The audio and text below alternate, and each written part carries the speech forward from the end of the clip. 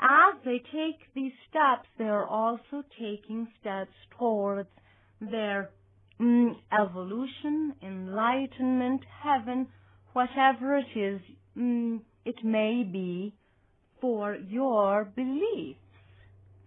So here you are with these problems in life that are becoming a bit difficult, these problems in yourself, in your personal life that are becoming a bit difficult.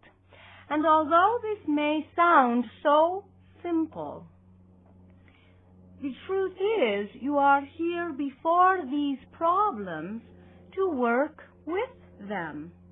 And so we have so many with the belief that spirituality would mean not having problems, to be in the flow of life, so to speak, and for everything to be love and therefore no problems.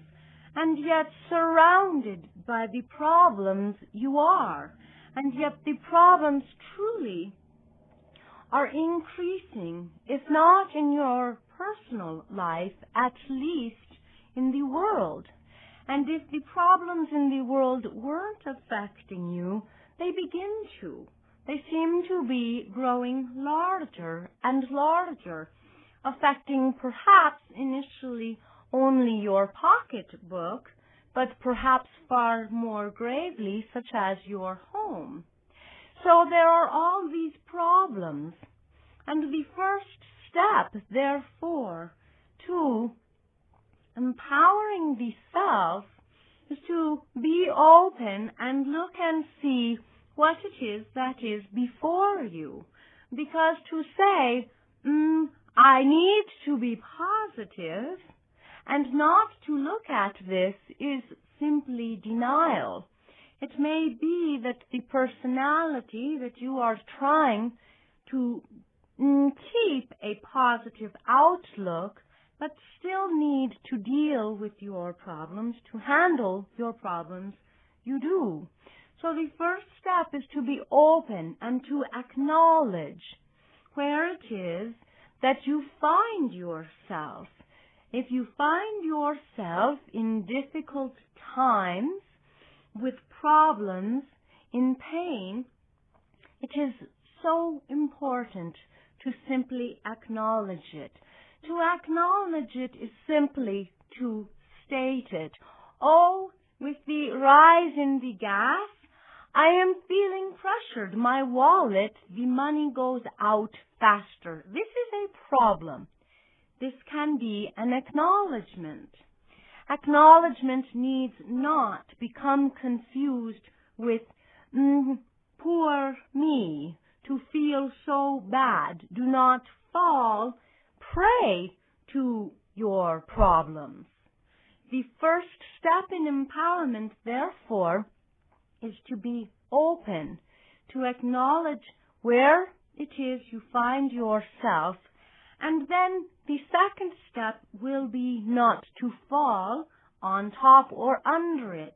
On top, to see nothing but blue skies and to have a positive outlook or denial, and under it, to feel as though you are buried. So many problems, there is nothing I can do. Neither of these would give you a spiritual power of being with the problem and saying, all right, so the money is tight, and now how am I going to handle it? Increasingly, it becomes more and more important, and many people will notice that it is more and more present, their problems. Their problems feel as though they are gaining pressure or weight. The problems are increasing like monsters, growing larger and larger. And this is simply because the problems have not been handled, have not been dealt with. And so here you are meant to handle your problems.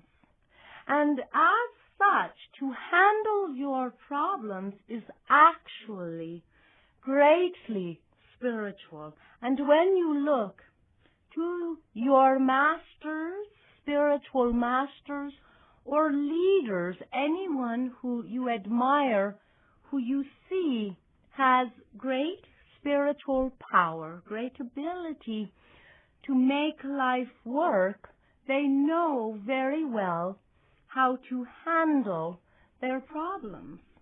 And it is becoming so common that instead of handling problems, people turn to blaming their parents, their work, their boss, their society, or people fall into diseases, difficulties such as depression, anxiety. You have so many in this time, so many diseases coming up that are psychological, that are belonging to the psyche, such as depression, that eventually affects and damages the body, but they are not begun at the body. And often, so many of these, the root is the mishandling of your problems. So how do you begin to handle the problems? We have said, be open. Acknowledge your problem for what it is, not for something bigger, not for something smaller. Look at yourself and your resources. Become aware of all of the personality that you are. Notice your strengths. Notice your weaknesses. You will so find that your problems often are pointing toward your weaknesses. Your problems often corner you at your weakness, not to find you powerless, but to find you the opportunity to work on your weakness. Take your strengths once you know these. Take your weakness once you know these. Work to improve the weakness so that the problem begins to shift. Help yourself using your strengths so that the problem begins to shift. When you learn to work with these, you begin to heal yourself.